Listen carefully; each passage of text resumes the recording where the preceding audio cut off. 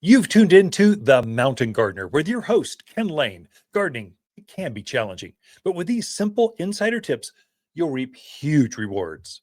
Now, let's tune into today's Mountain Gardener with Ken and Lisa. And we are back with Lisa Lain in the studio. She comes each week, stumbling already with Easy your for you garden questions. Just what are neighbors talking about? What are other gardeners that we can learn from? What are the questions and how have we helped them to be better gardeners? So welcome to the studio, Lisa. Thank you. Good to be here. Yeah, it is good to be here. It's kind of nice to take a little break for a second. Yeah. So I think on Tuesday we had like 7 semis stacked up down the high. We kind of like, oh my gosh, they weren't all full trucks. It just kind of lots of little loads. Lots So of little things loads. going. Makes a lot of plants. You betcha. It does have a lot of plants. So someone came in and said, whoa, you couldn't put another flower in here. So everything you see is going to be gone by the weekend. We'll have to restock. So right. We move a lot of plants this time of year. We do. So what kind of garden questions we got? So our first question is from Pam, and this is showing up a lot right now. She says, I have a clear, sticky substance, I can't talk either, on my roses. Is that from aphids? And what is the best treatment? Yeah, clear, sticky. It can be on more than just roses. It could be on pine trees. I've seen it on apple trees. Sometimes peaches, pears. Peaches. They love fruit trees. Some pine trees are a natural, but different kind of aphid, but it's still an aphid. They're related. They're cousins. So yeah, it's called excrement or honeydew is the kind way to say aphid poop is out there spewing, giving that glossy thing. They have a piercing mouth part. They suck the sap out of the new growth of your roses or rose buds, and then they poop out the sap as they digest it, and it leaves this residue. It has this shiny, looks almost wet, where it spills down. The rocks underneath your trees can look like, wow, did the sprinkler system go off? What's happening? Why is it can spot your car if it's a big ponderosa pine or something. So if you see spots on your windshield or your hood, that's from aphids up in the trees. You should get rid of them. And so what to do? So the internet or organic gardeners say, hose them off. I will never give you that advice because you'll be hosing them off every day for until summer. If you're going to take the time to hose them, add a bug killer. And so this time of year, I would say the easiest thing right now, the safest, least expensive, least offensive, safest for you, the pets, the dogs, is horticultural oil. Oils are a heavier oil than neem oil. Neem oil is what we use in the summer. Right now, it's cool enough at night where you could actually put on a heavier oil to coat their body and just obliterate them and their eggs. Did you know that aphids are the only bug that give live birth? And they lay eggs. It's like they go from one aphid to they're hundreds in like a week. And that's why they're populating like crazy. They're asexual they're multiplying. too. They're asexual. Don't need a boy and a girl. I got this covered myself. And so they just keep replicating. Mm-hmm. What other tidbits? No, that's it. That's all I got. They do change color depending on what they're eating. True. So they can be red and green and black and they change. Generally, they'll be green. So they take on the same. So for Pam, her roses, they're eating the rose to that stem. So they'll be that color because that's what they're eating. They take on whatever color that they're eating. So spray them with horticulture oil.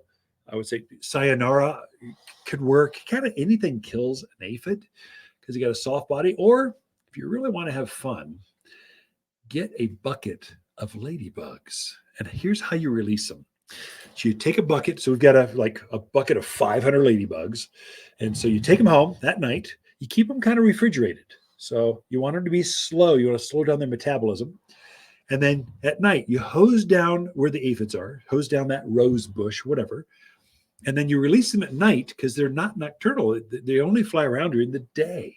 So you release them at night at the base of the plant. And they're going to go, as they warm up, they're going to go, oh, well, I can't fly right now, but I see this plant. I'm going to start crawling up this thing. And if they stumble across aphids, they're going to stay there until the food source is gone.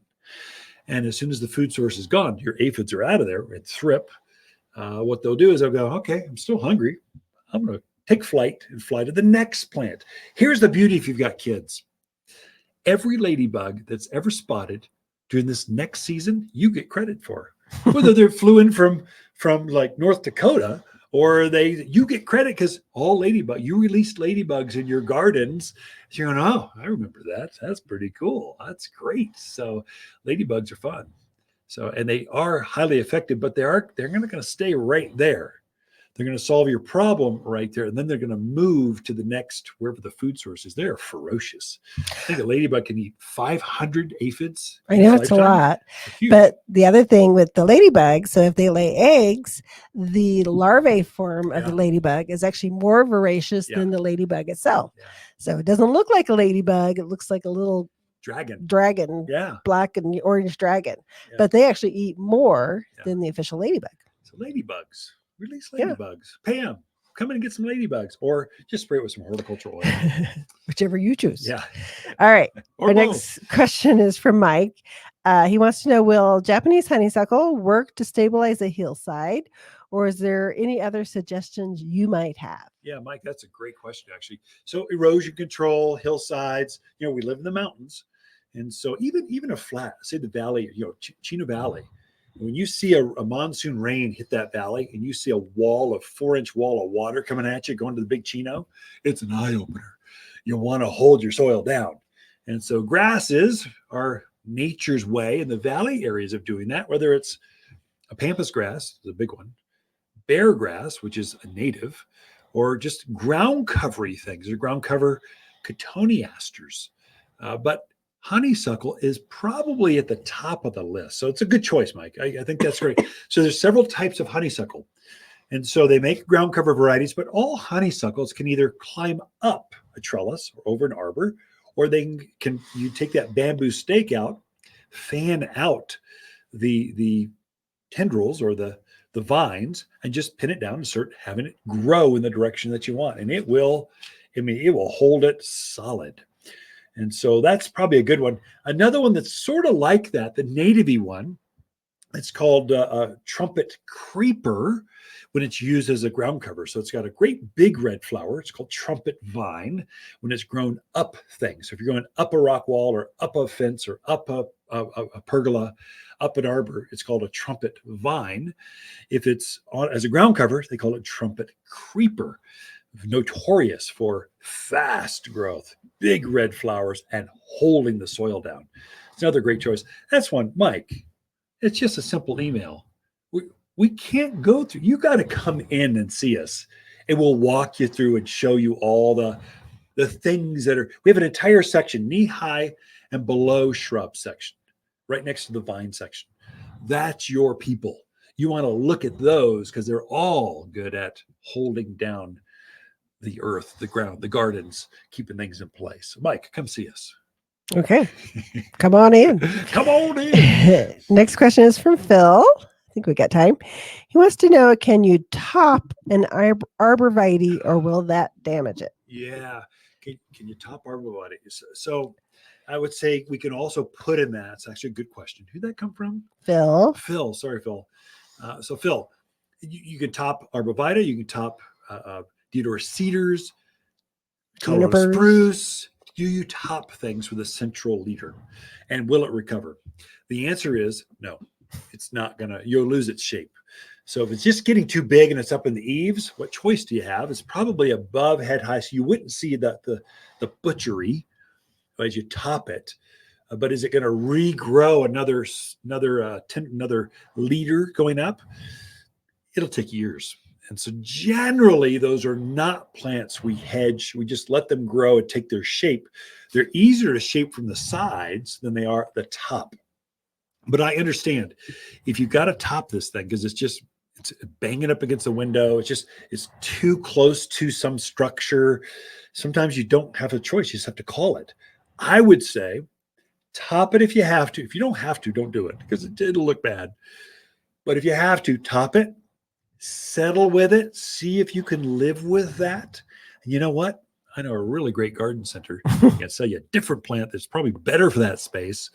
That if you can't recover. So I would say best not to if you can, Phil. But You have to go for it and see how it looks when you get all done. That's all the questions we've got time for. So Ken and Lisa Lain. Water's companion plants in May are Vining akebia, Indian hawthorn, Prescott sunshine geraniums, and purple robe locusts. Incredible long clusters of purple flowers in May that look just like wisteria flowers hanging from this local bloomer. The 8-inch fragrant flowers cover the tree profusely. Super hardy and drought tolerant with a brisk growth rate of 2 feet in 1 year. It's just the perfect backyard shade tree. You'll find the shadiest trees here at Waters Garden Center, 1815 Iron Springs Road in Prescott. For a more fruitful garden, increase success in the landscape that just feels better, then tune in daily to the Mountain Gardener podcast. Subscribe through your favorite podcast streamer or visit watersgardencenter.com. Better yet, visit me directly right here at Waters Garden Center. Thanks for tuning in.